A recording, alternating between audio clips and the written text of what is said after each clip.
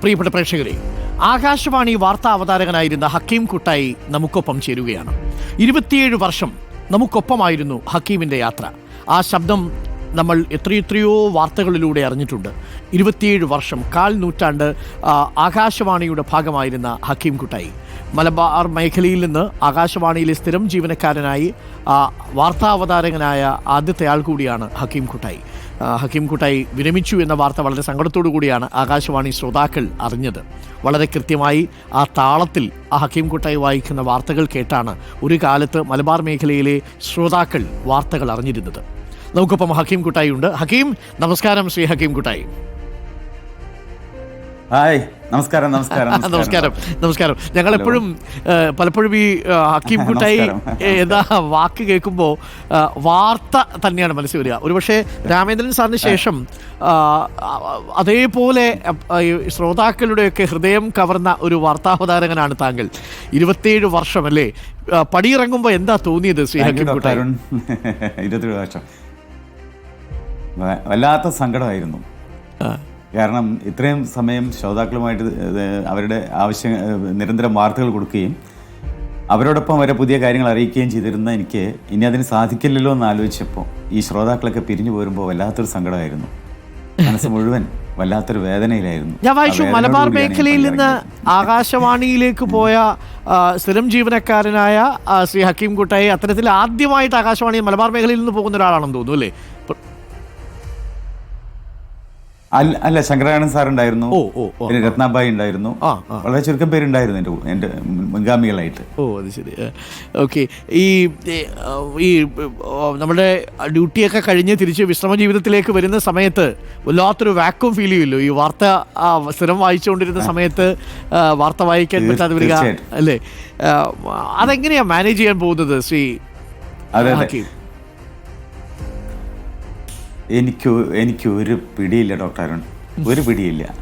കാരണം ഞാൻ 2 ദിവസം ലീവ് എടുത്താൽ തന്നെ 3ാമത്തെ ദിവസം ഓഫീസിൽ ഓടിയെത്തണം എന്ന് ആഗ്രഹിക്കുന്ന ആളാണ്.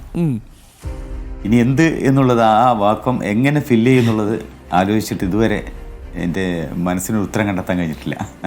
വല്ലാത്തൊരവസ്ഥയിലാണ്.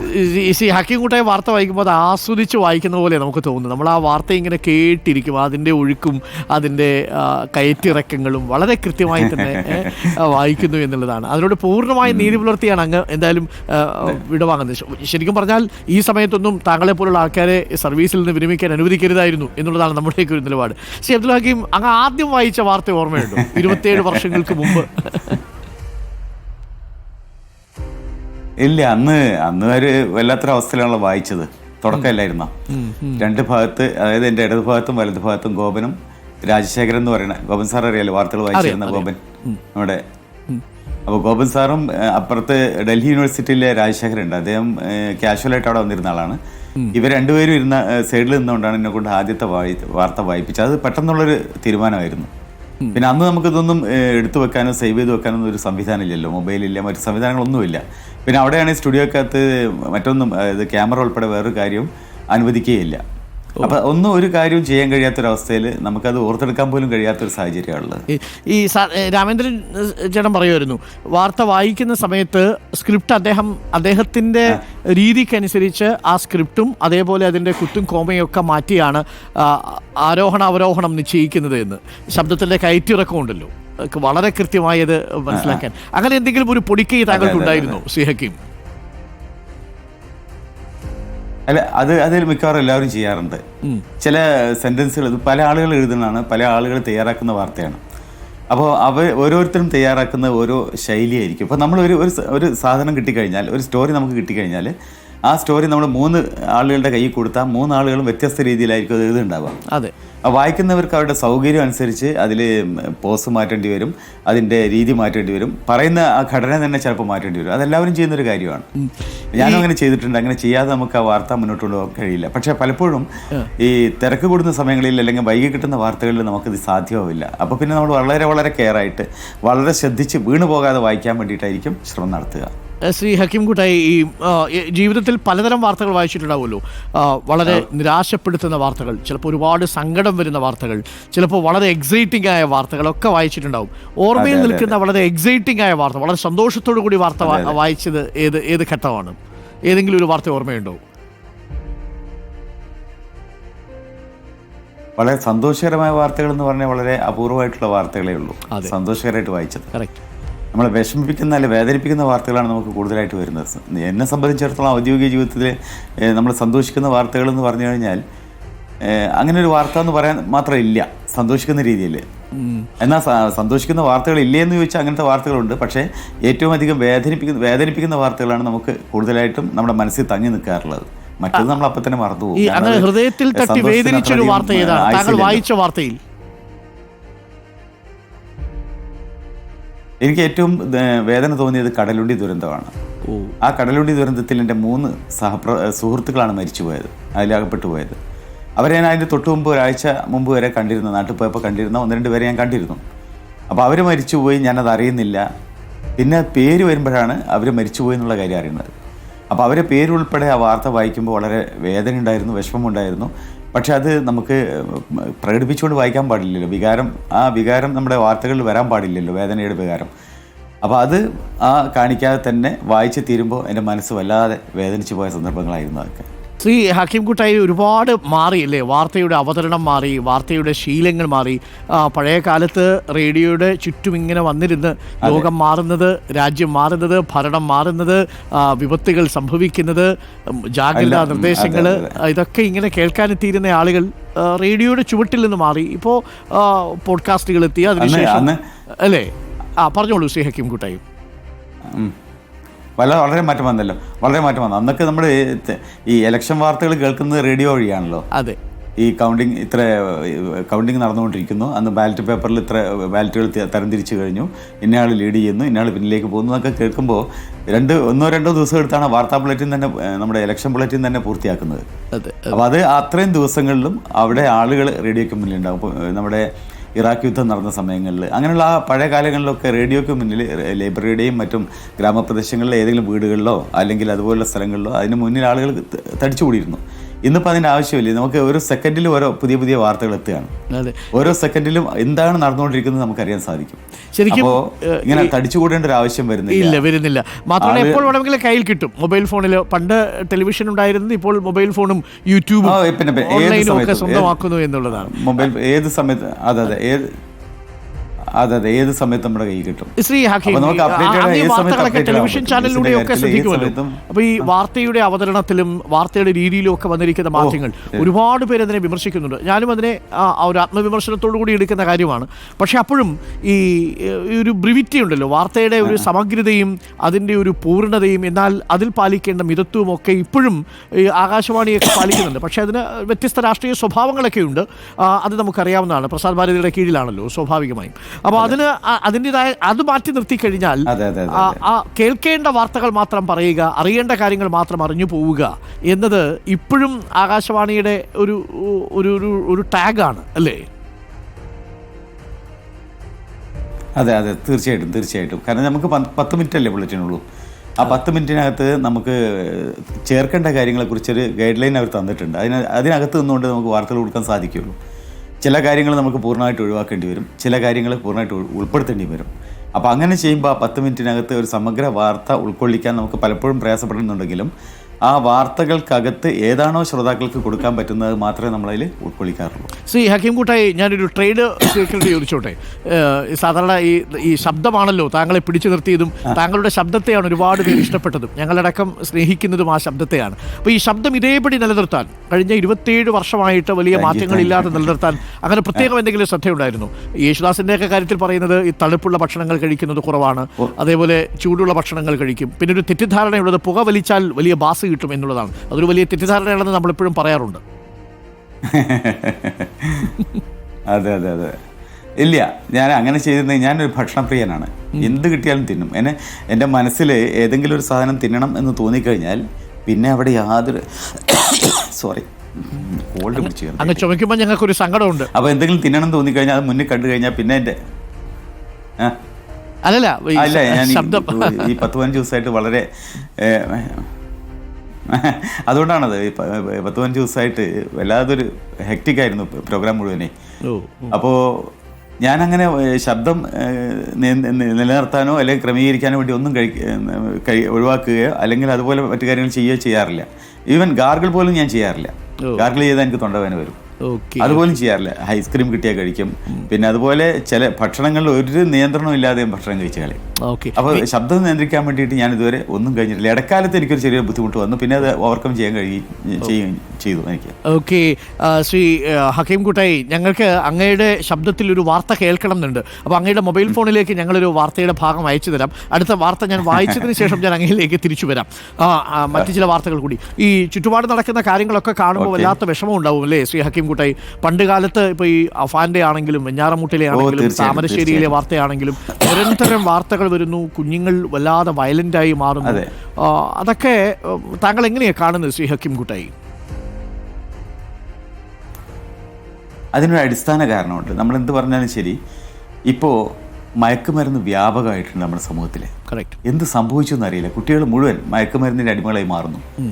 ഈ അക്രമങ്ങൾക്കൊക്കെ പിന്നിൽ നമ്മൾ പരിശോധിച്ച് നോക്കിയ ഒരു കാര്യം കാണുന്നത് മയക്കുമരുന്നാണ്. യാതൊരു സംശയവുമില്ല. MDMA എന്തുകൊണ്ട് ഇത് ഇത്രയും വ്യാപിക്കുന്നു നമ്മുടെ സമൂഹത്തിൽ? MDMAയിലേക്ക് അകത്ത് ഉപയോഗിച്ച് കഴിഞ്ഞാൽ പിന്നെ അതിൽ നിന്ന് പുറത്തേക്ക് വരാൻ പ്രയാസമാണെന്നാണ് ഈ അടുത്ത കാലത്ത് പുറത്തു വന്ന 1-2 പേര് തന്നെ പറയുന്നത്. വരാൻ പ്രയാസമാണെന്ന് പറയുന്നു. അതിന് 4 സ്റ്റെപ്പുണ്ട്. 4ാമത്തെ സ്റ്റെപ്പ് ആത്മഹത്യയാണെന്നും പറയുന്നു. എൻ്റെ കൂടെ താമസിച്ചിരുന്ന ഒരു ഫാമിലിയുടെ ഒരു കുട്ടിയുടെ 10ാം ക്ലാസ്സിൽ പഠിക്കുന്ന ഒരു പെൺകുട്ടിയുടെ കൂടെ പഠിച്ചിരുന്നൊരു കുട്ടി, ആ കുട്ടി ഒരു ദിവസം അതിനെ ഹോസ്റ്റലിൽ താമസിക്കുന്ന സമയത്ത് ഈ MDMAയായിട്ട് പിടികൂടി പെൺകുട്ടി. പിന്നെ ആ കുട്ടി അച്ഛൻ അവരുടെ വീട്ടിലേക്ക് കൊണ്ടുപോയി ദിവസവും സ്കൂളിൽ ബൈക്കിൽ കൊണ്ടുവിടാൻ തുടങ്ങി. ആ കുട്ടിയും അവസാനം ആത്മഹത്യയിലാണ് അഭയം തേടിയത്. അപ്പോൾ ഇതൊക്കെ കേൾക്കുമ്പോൾ നമ്മുടെ വല്ലാത്തൊരു മനസ്സ് വല്ലാതെ വേദനിക്കുകയാണ്. ഇപ്പം നിരന്തരമായിട്ട് ഇപ്പോൾ ദിവസവും രാവിലെ നമുക്ക് വായിക്കേണ്ടി വരും. ഞാനൊക്കെ ഉണ്ടായിരുന്നപ്പോൾ എനിക്ക് വായിക്കേണ്ടി വന്നിരുന്നു. ഇപ്പം താങ്കളുടെ തന്നെ ശ്രദ്ധയിൽപ്പെട്ടിട്ടുണ്ട്. താങ്കൾ നിരന്തരമായിട്ട് വായിക്കുകയും അതിനെക്കുറിച്ച് അപഗ്രഥനം നടത്തുകയും സംസാരിക്കുകയൊക്കെ ചെയ്യാറുണ്ട്. ഡോക്ടർ അരുൺ അക്കാര്യത്തിൽ വളരെ വിദഗ്ധനാണ്. പക്ഷേ അവിടെ ഒരു കാര്യം നമ്മൾ ആലോചിക്കേണ്ട ഒരു കാര്യം, ഇതിനെ ഇല്ലാതെയാക്കാൻ, MDMAയുടെ കൈമാറ്റം ഇല്ലാതാക്കാൻ, അതിൻ്റെ വ്യാപനം ഇല്ലാതാക്കാൻ ഒരു തലത്തിലും ഒരു പ്രവർത്തനം നടക്കുന്നില്ല എന്നുള്ളതാണ് എൻ്റെ വ്യക്തിപരമായ അഭിപ്രായം. താങ്കൾക്ക് അതിനോട് യോജിക്കാം? 100% ഞാൻ ചെയ്തില്ലെങ്കിൽ ഭാവിയിൽ ഈ തലമുറ അതെ വളരെ ചില്ലറ കേസുകളാണ് പിടിക്കുന്നത്. അതൊന്നും അല്ല യഥാർത്ഥത്തിൽ നടക്കുന്നത്. പിടിക്കുന്നതിനേക്കാൾ ഒരു നമ്മൾ പറയുമല്ലോ, ഒരു മഞ്ഞുമലയുടെ അറ്റം മാത്രമാണ് ശ്രീ ഹക്കീം കുട്ടായി. അതെ, ഇപ്പോൾ ഈ അടുത്ത കാലത്ത് കൊലപാതകങ്ങളുടെ ഇപ്പോൾ കഴിഞ്ഞ ദിവസം നമ്മുടെ കോഴിക്കോട് തന്നെ ഒരു സ്കൂൾ വിദ്യാർത്ഥിയെ തലക്കടിച്ചു കൊന്നു. എത്രയോ സംഭവങ്ങൾ, നിരന്തരം കൊലപാതകങ്ങളുടെ കഥകൾ കേൾക്കുന്നു. അതിൻ്റെ പിന്നിലൊക്കെ മയക്കുമരുന്നല്ലേ, എല്ലാറ്റിൻ്റെയും പിന്നിൽ മയക്കുമരുന്നാണ്. ഇപ്പോൾ കഴിഞ്ഞ ദിവസം ഇവിടെ തന്നെ ഒരു യാത്രയപ്പ് പാർട്ടി സംഘടിപ്പിച്ചു സ്കൂളിൽ വേറെ എവിടെയല്ല, സ്കൂളിലെ യാത്രയപ്പ് പരിപാടി. ഇപ്പോൾ താങ്കൾ ഡോക്ടർ അരുണും ഞാനൊക്കെ സ്കൂളിൽ യാത്രയപ്പ് പരിപാടികൾ സംഘടിപ്പിക്കുന്ന സമയത്ത് വളരെ സന്തോഷമായിട്ട് ചെറിയ ടീ പാർട്ടിയോ അല്ലെ മറ്റെന്തെങ്കിലുമൊക്കെ സംഘടിപ്പിച്ചിരുന്നു. ഇന്ന് അതല്ല, ആ പാർട്ടിയിൽ കോഴിക്കോട് ഒരു പാർട്ടിയിൽ മയക്കുമരുന്നാണ് സംഘടിപ്പിച്ചത്. കാസർഗോഡ് റിപ്പോർട്ട് ചെയ്തു. കൊടുക്കാൻ വേണ്ടി ഇവിടെ ആൾക്കാർ ഇങ്ങനെ മത്സരിക്കുക. അതിലൊരാളെ പോലീസ് പിടിച്ചു, സമീർ എന്ന് പറയുന്ന ഒരാളെ. ശ്രീ ഹക്കീം കുട്ടായി, താങ്കളെ കുറിച്ച് ഒരു പ്രേക്ഷകന്റെ ഒരു മെസ്സേജ് ഞാൻ കാണുകയായിരുന്നു. നിലവിൽ ശ്രീ ഹക്കീം കുട്ടായി അങ്ങേക്ക് കേൾക്കാമെന്ന് തോന്നുന്നു.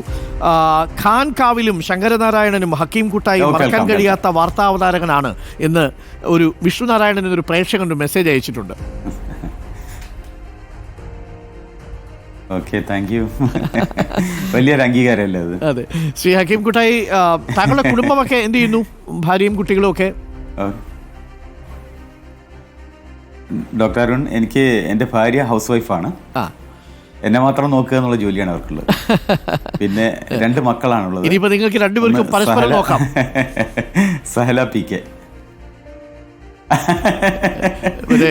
കവി പറയുന്നത് പോലെ പരസ്പരം ഊന്നുവടികളായി, കക്കാട് പറയുന്നത് പോലെ ഊന്നുവടികളായി നമുക്കിരിക്കാം അല്ലേ? അതെ, എന്നെ കക്കാട് പറഞ്ഞ പോലെ ഇരിക്കാം. അതെ, അന്യോന്യം ഊന്നുവടികളായി ഇരിക്കാം. പിന്നെ 2 മക്കള്. അതെ, 2 മക്കള്. മൂത്ത മകള് സഹല, സഹല PK. അവള് ഇവിടെ കോളേജിൽ അസിസ്റ്റന്റ് പ്രൊഫസറായിരുന്നു സൈക്കോളജിയിൽ. അവളിപ്പോൾ ഗൾഫിലേക്ക് പോയി, കുടുംബസമേതം ഗൾഫിലേക്ക് പോയി. ഇപ്പോൾ ഗൾഫിലാണ്. 2-3 മാസം മുമ്പ് ഞാൻ പോയത്. ഇനി അവിടെ എന്തെങ്കിലും പരിപാടി ചെയ്യണമെന്ന് വിചാരിച്ചിട്ടാണ് പോയിട്ടില്ല.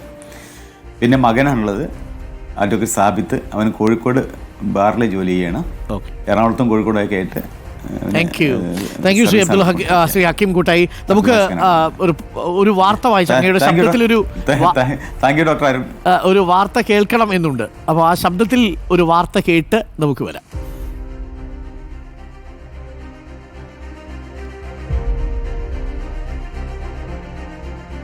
ശ്രീ ഹക്കീം കുട്ടായി കേൾക്കുന്നുണ്ടോ? ആ കേൾക്കുന്നുണ്ട്. അവിടെ ലൈറ്റ് പോയെന്ന് തോന്നുന്നു അല്ലേ? ആ ലൈറ്റ് പോയ പ്രശ്നമാണ്. ഓക്കെ ശരി. താങ്കളുടെ ശബ്ദത്തിൽ വായിക്കാലോ അല്ലേ? കേൾക്കാം. വായിക്കട്ടെ. ഓ,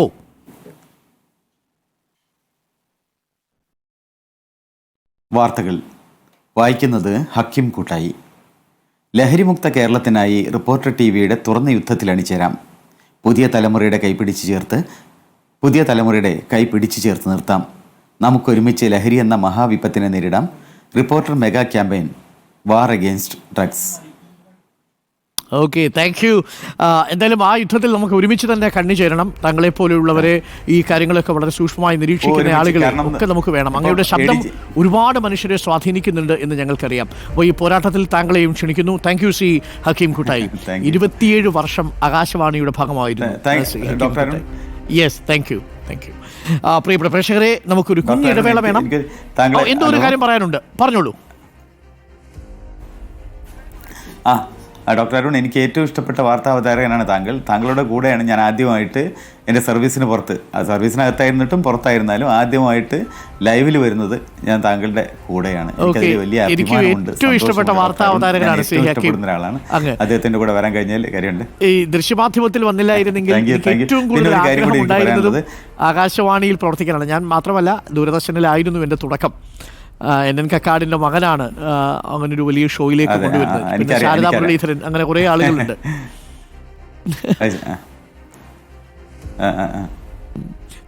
ഏതായാലും താങ്കളെ ഞങ്ങൾക്ക് നഷ്ടപ്പെട്ടു എന്ന് പറയാം അല്ലേ? ഇല്ലില്ല, അതെ അല്ല, ഞങ്ങൾക്ക് താങ്കളെ വേറൊരർത്ഥത്തിൽ കിട്ടുമെന്നാണ് പ്രതീക്ഷ. നമുക്ക് സംസാരിക്കാം. Thank you Shri Hakeem Kuttayi. Thank you. Shri Hakeem Kuttayi ആണ് നമുക്കൊപ്പം ചേർന്നത് കോഴിക്കോട് നിന്ന്.